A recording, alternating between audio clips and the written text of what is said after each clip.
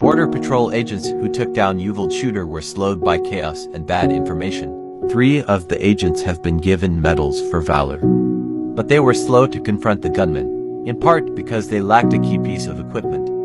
The agents were part of a 6-man team that poured into the room behind Agent Warren Becker, who held a ballistic body shield to protect himself and his comrades. The shooter emerged from a closet and opened fire with a semi-automatic rifle. Bullet fragments hit one of the Border Patrol agents in the head, leg and foot, according to previously undisclosed documents. "I saw muzzle flashes in my direction," Becker said in a written statement to investigators the day after the gunman's May 24, 2022, rampage. "It felt as though the shield was taking impacts. I took a step back, and I began to engage the suspect with my issued handgun. I believe I fired 3 to 4 rounds before my handgun malfunctioned. Most of the other agents also fired at the shooter. The subject didn't fall to the ground immediately. His body was convulsing in a standing position as rounds were hitting him," Agent Merrill said. The shooter entered Robb Elementary around 11:33 a.m. that day. The first member of an elite Border Patrol tactical unit called BORTAC arrived at 12:12 p.m. 38 minutes passed before the BORTAC-led stack of lawmen breached the classroom and killed the gunman, documents and video show.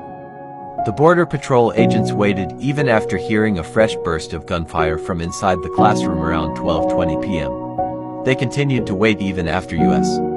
Marshals delivered a ballistic body shield to the school at 12:20 p.m. The shield was rifle-rated, meaning it would offer protection against the gunman's military-style rifle and high-velocity ammunition. The team finally entered the room at 12:50 p.m. "I turned around to witness a mass of children entangled with one another, lying motionless," Merrill's statement said. "The children were covered in blood and appeared to be unconscious or dead, many with their eyes still open." Merrill said he slipped on blood as he tried to reach one of the children. Merrill, Becker, and Paul Guerrero, acting commander of the BORTAC team on the day of the massacre, were decorated for valor in March. All 3 have been with the agency for more than 10 years. Guerrero declined to be interviewed for this story, and Becker and Merrill did not respond to messages seeking comment. Soon after his arrival, Guerrero dampened expectations for a quick end to the siege. He told officers that most members of the BORTAC team were en route but were 45 minutes away. Guerrero said he left the building to get a halligan, a crowbar-like tool, from his car to pry open the classroom door. He tested it on a door inside the school, but decided against using it. "I determined the hooligan-sick tool would take too long and dangerously expose an officer to gunfire coming from inside the classrooms," Guerrero said. "I observed that the doorway to the classroom the suspect was in had multiple holes consistent with bullet holes. I didn't want to expose or jeopardize the safety and lives of any officers by trying to pry the door open." 2 other members of Guerrero's team, Warren Becker and Ryan Massey, drove together to Uvalde from Maverick County and were on the scene by 12:35 p.m. with their department-issued assault rifles. Becker said that on their way there, Massey had shown him a text from Massey's wife, who was a teacher at Robb. "Please Ryan, save us," it said.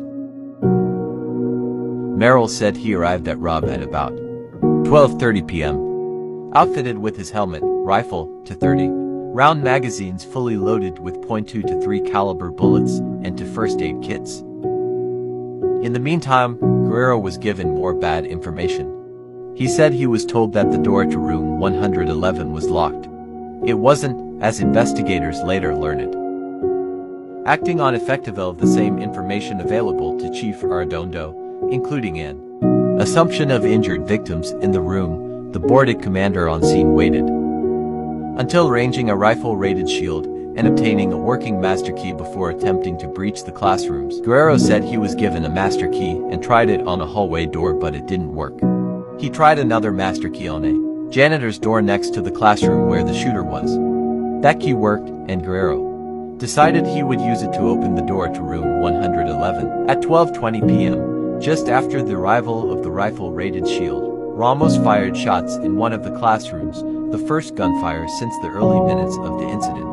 Police body cam video shows that after hearing the shots, Guerrero and other officers lined up in the hallway and moved closer to the doors of rooms 111 and 112 without the U.S.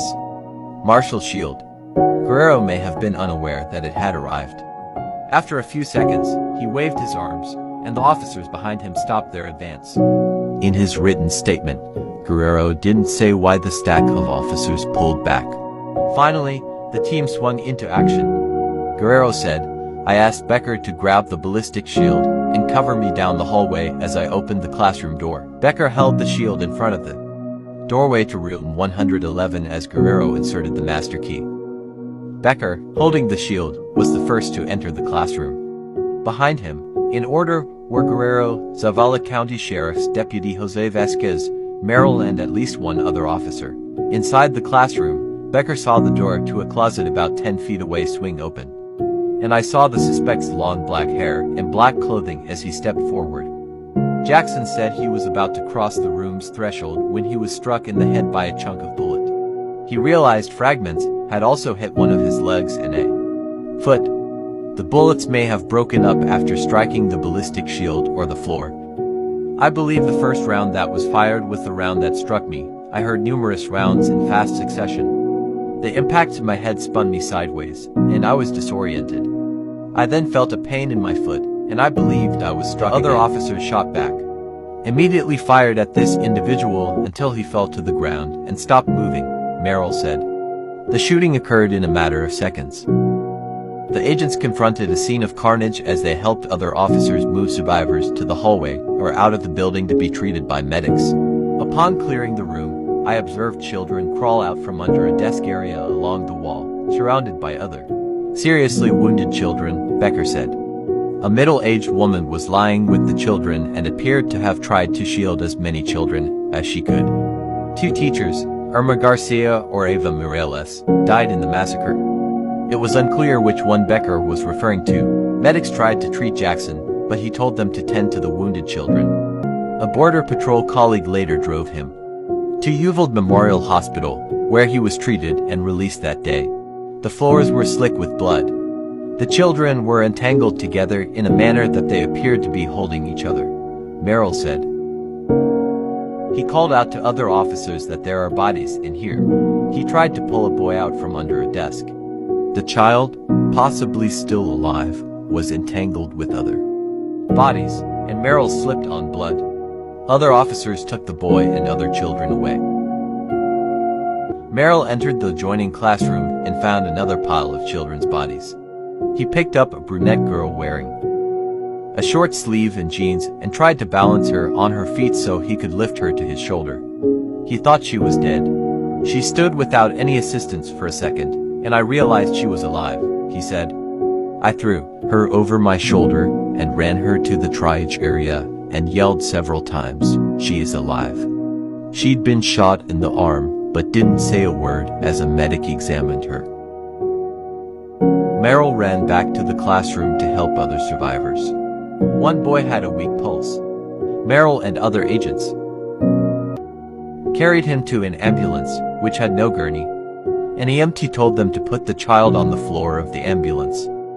Merrill again returned to the school building. He saw several children in a room covered with aluminum survival blankets with black labels on them. The labels meant they were dead.